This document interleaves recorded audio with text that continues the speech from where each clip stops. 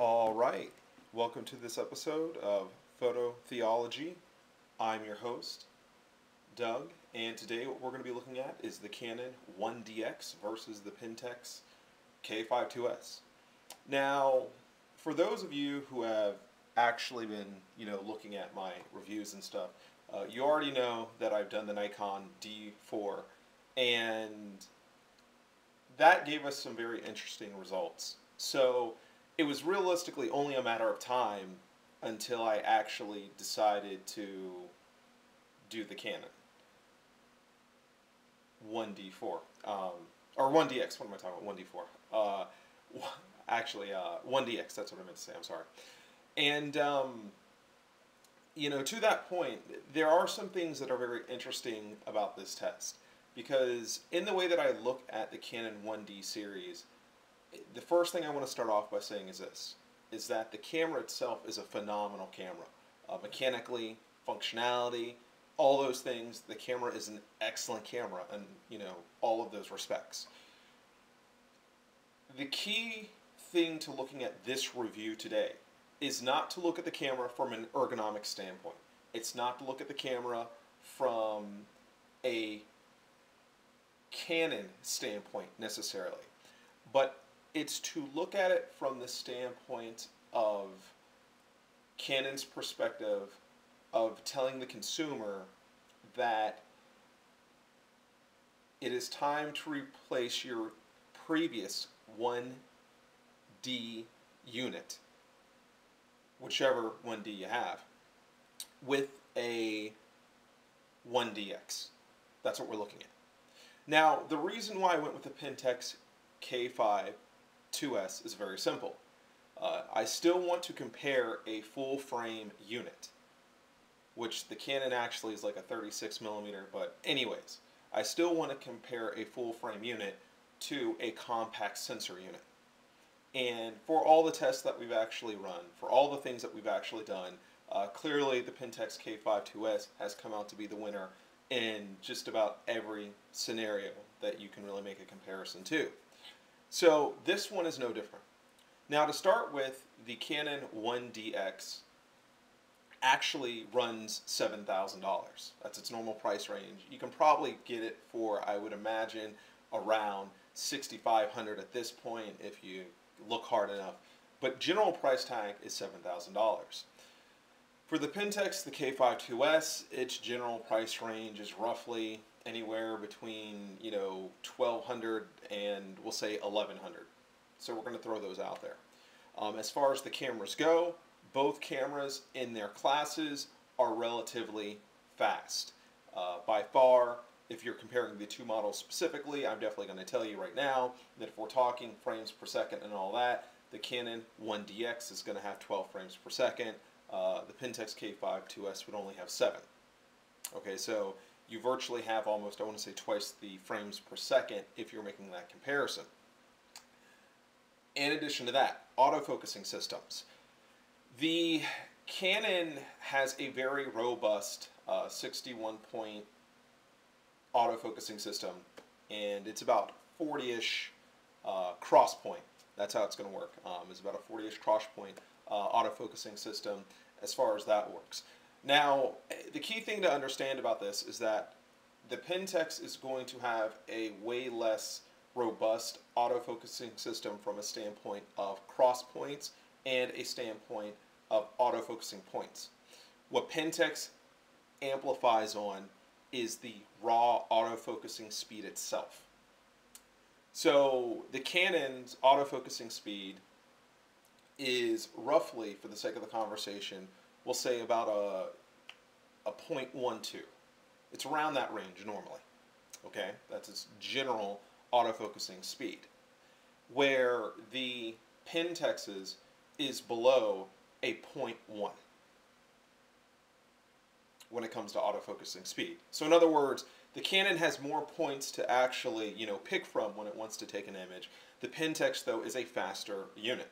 Now, the reason why this is important when you're talking about autofocusing is because for the Canon, your central autofocusing point is your fastest point. With the Pentax, your primary 9 spots that you've got to pick from basically all work the same. So you have that. Also, in terms of low light shooting, the Pentax will be able to shoot under a better exposure setting than what the Canon's going to in relation.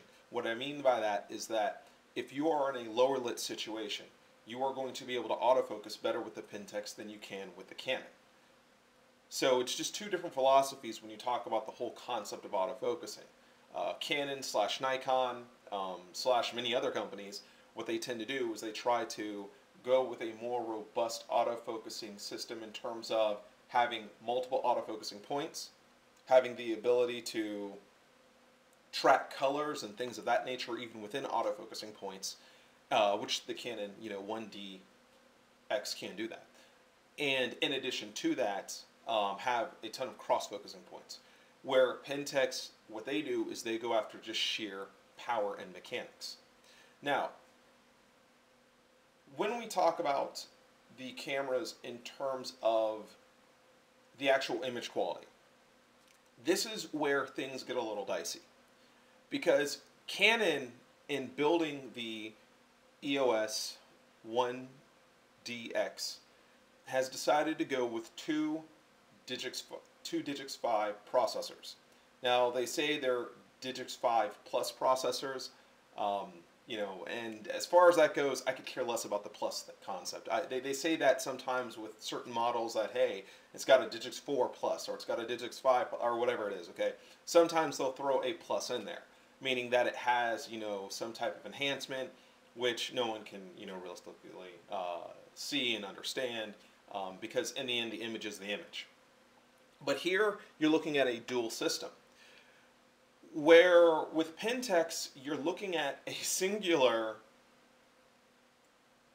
prime engine imaging processor. That's our prime engine 2, actually, imaging processor. So that's what you're looking at there. Okay, just so that, we can make the proper comparisons of what we're talking about.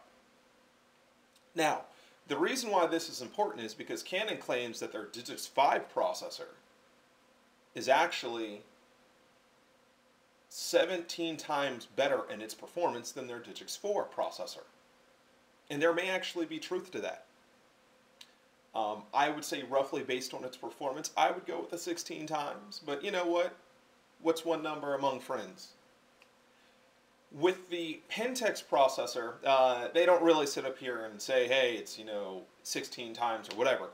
But in comparison, I would put it in the same league as the Digix processor, the Digix 5 processor, if you were talking about a full frame Canon, like a Mark III or a 5D Mark III or a 1D X. It's going to have the same level of performance, one single processor. So the idea behind this concept of a dual imaging processor setup is that you get greater speed, you get greater noise control, you get greater image quality, and all of the above. All these things come at next to zero expense except for the whole $7,000 deal. So that's the idea behind a dual imaging processor. Now, to that point, in this test, what you're seeing is the Canon is at 18 megapixels. The Pentax has been interpolated from its 16 to match the Canon's 18 megapixels. So resolution-wise, we're basically at the same level here. That part actually doesn't change at all. And I really want to point that out in this conversation. When you look at the images, though, I'm going to be honest with you. There is very, very, very, very, very, very, very, very, very little difference between the Pentax and the Canon from an image quality standpoint.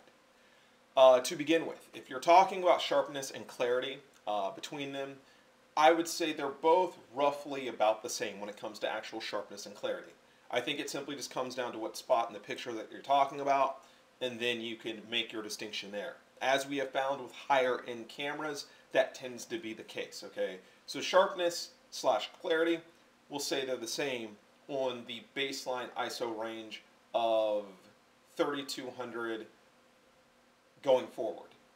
or we'll say for the sake of the conversation, 1600 going forward.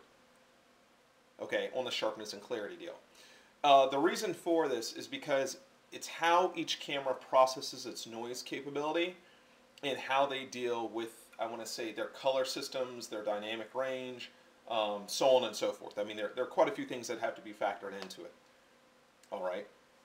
When you're talking about sharpness and clarity doesn't just, or let me put it this way, it's not simply defined by how sharp something is, because it's depth of color, it's noise control capability in terms of how the noise is actually perceived through the image, and I could go on with a whole bunch of other things. All those things are summed up into the concept of sharpness and clarity.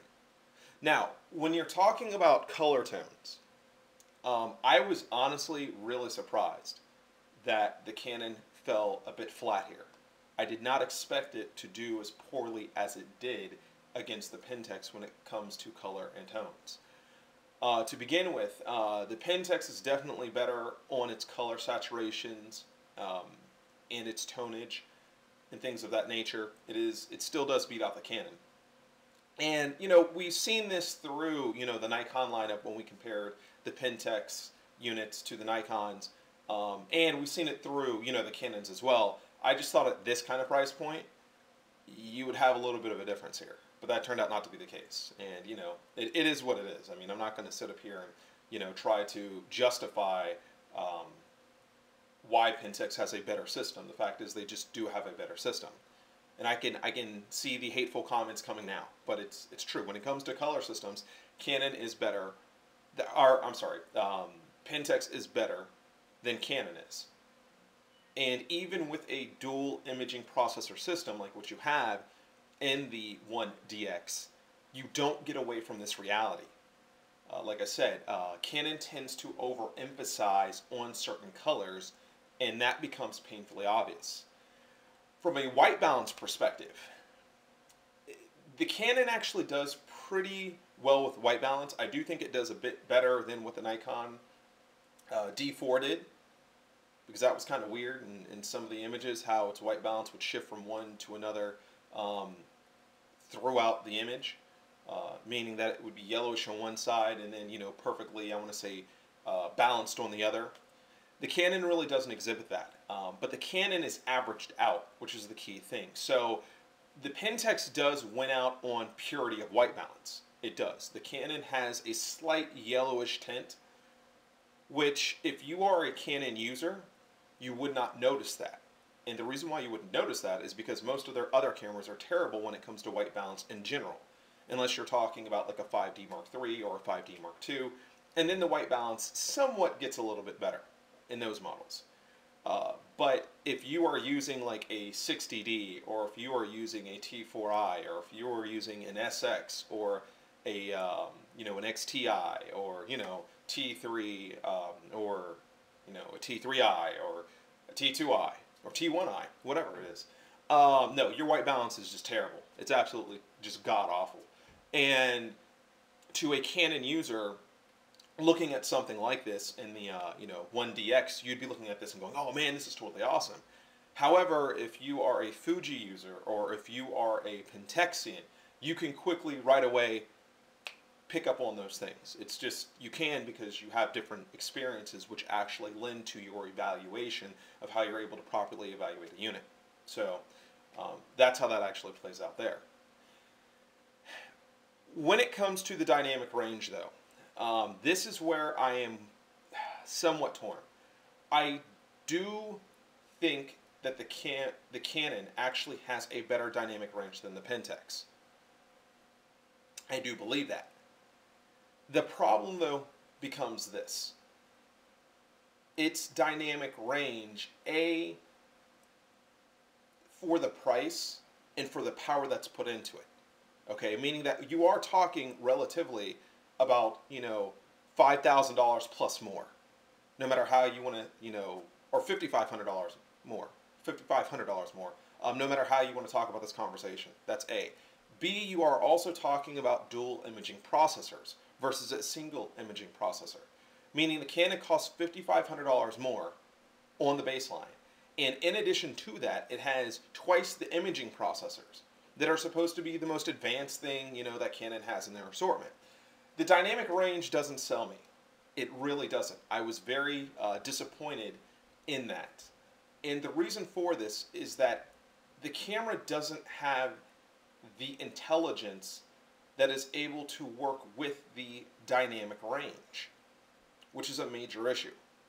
So, in other words, when you talk about dynamic range can be talked about in the sense of your highs and your lows, your highlights and your shadows, so on and so forth. Okay, it can be talked like that, and that's the general concept of what dynamic range is all about. And it's about not blowing out your highlights and being able to keep those into perspective, and not, you know, having your shadows overtake or distort from the main subject matter. Okay, so in both, you know, cases, I mean, that's what dynamic range is really all about. The downfall, though, to the Canon is that the Canon doesn't have the intelligence to assist the photographer when dynamic range is a necessity. So, for example, if we were talking about Fuji, or, you know, to a lesser extent, even Pentax, with a Pentax, you are able to preset your dynamic range where you know exactly how the image is going to look when you take the picture. You are able to do this. In other words, I know that the eyes are going to show through. I know the retina is going to have the reflection in it. I've got all that stuff down. I already know what that's going to be. Now, for those Fuji fans out there, you guys already know that, hey, all you got to do is just hold the camera up. It's going to do all that stuff automatically. With the camera, when you're talking about the Canon doesn't have that kind of balance to it on its dynamic range side. It does have a auto dynamic range setup, but it is not a robust auto dynamic range setup. And it is slightly better than the Pentax on the baseline. Now, some people will look at this and they'll say, well, Doug, you know, it's got, you know, like a +5, -5 exposure and all this other stuff, you know. They'll throw out all these other things and say, see, all the exposure runs into the dynamic range. And there's a level of truth. It does run into, you know, within a certain, you know, boundary of the dynamic range. But when I'm talking about the dynamic range, I'm talking about the concepts of illumination. I'm talking about the concepts of reflection. I'm talking about a camera being able to actually see the reflection, understand its reflection, and then adjust its dynamic range to the concept of that reflection. And Canon does not do that. It doesn't do that at all. Now, it still takes a good image in terms of dynamic range. That's, you know, I've already said that. What I'm saying is I'm not sold on a concept of dual imaging processors $5,500 later, and then let's, you know, sit up here and talk about some dynamic range action. No, I'm definitely not sold on that. Because what Canon does is they increase their dynamic range, aka brightness. That's what Canon concentrates on.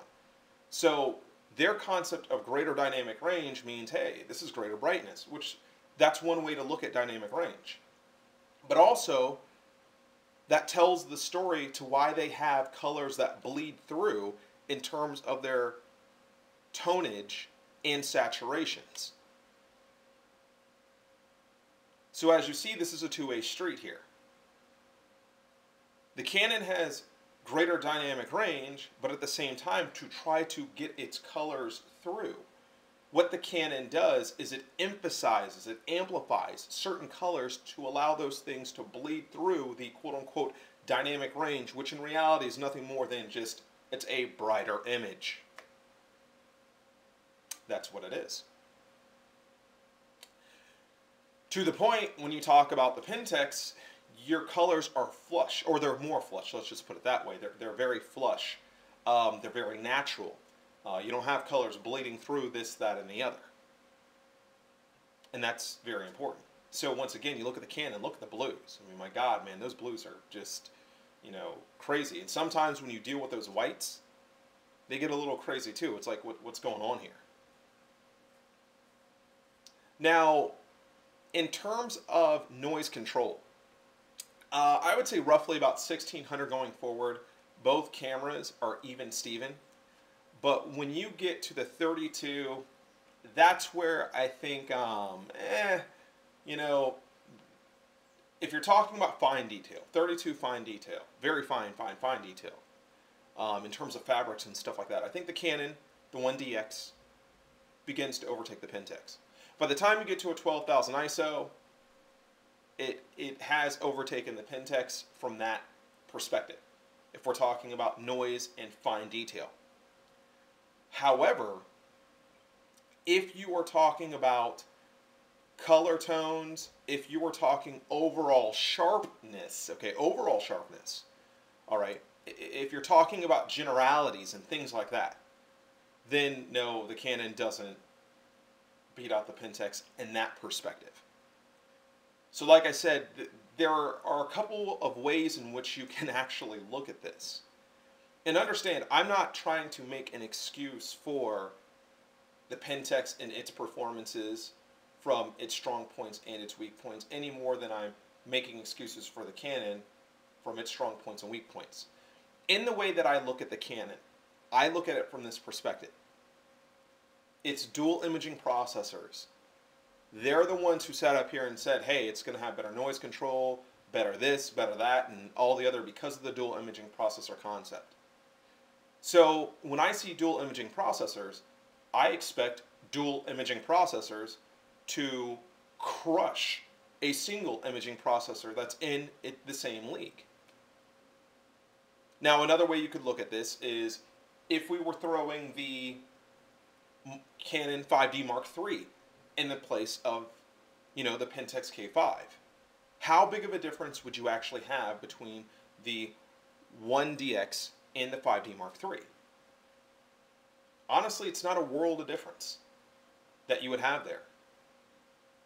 With the Pentax K5 too, like I said, you get to those other ISOs and you start to see the deterioration. When you're buying a 1D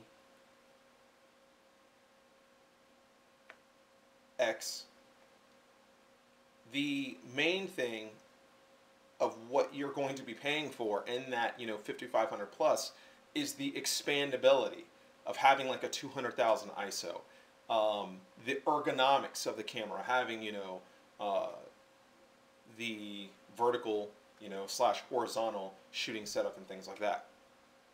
So, with that being said, you guys take care and talk to you later. All right, bye-bye.